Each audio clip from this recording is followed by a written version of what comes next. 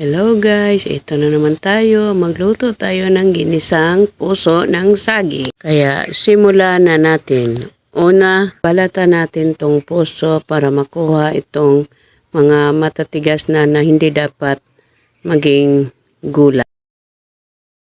Kailangan nating putulin tong kanyang tangkay kasi hindi to kasama sa lulutuin eh. Saka natin paghiwa-hiwain. At ibabad natin sa tubig para hindi mangitim.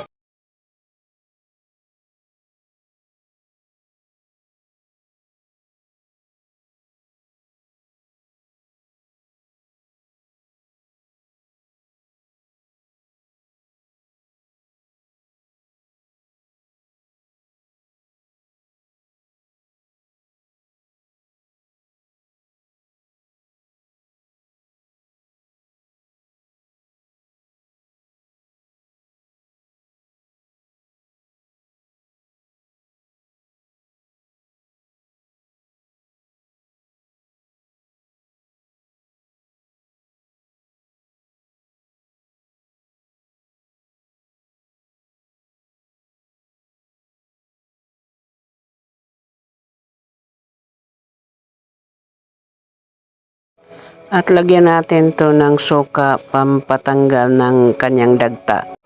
At pati asin, lagyan din natin para yung alat manunuot sa gulay.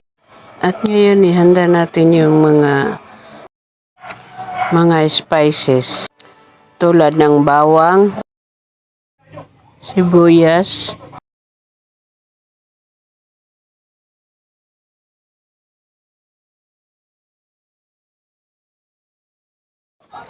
tapos ito na ang kanyang sahog, ang karning baboy.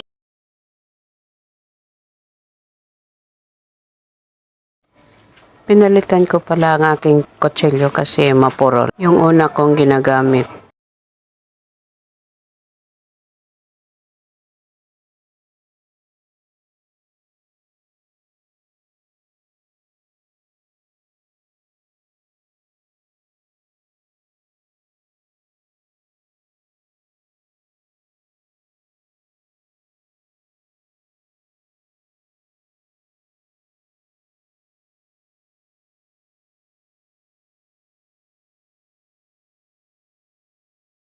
At ibabad natin to sa tuyo para manuot yung lasa sa karne. Ngayon, mag-umpisa na tayong magisa at lagyan natin ng mantika yung kawali.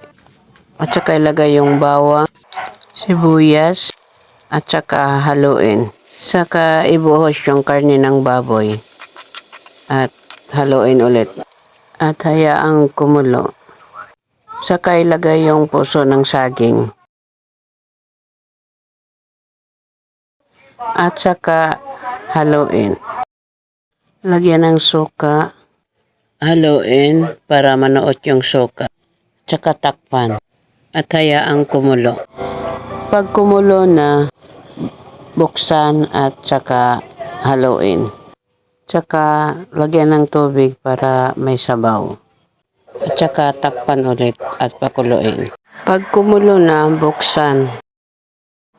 At saka tikman kasi may ano na yun puso kanina, may asin na. At saka yung karne may tuyo na. Kaya tikman muna natin saka natin timplahan kung kulang. At dahil sakto na ito sa lasa at luto na, kaya maghain na tayo, kainan na. At ito na. Thank you for watching. Bye-bye.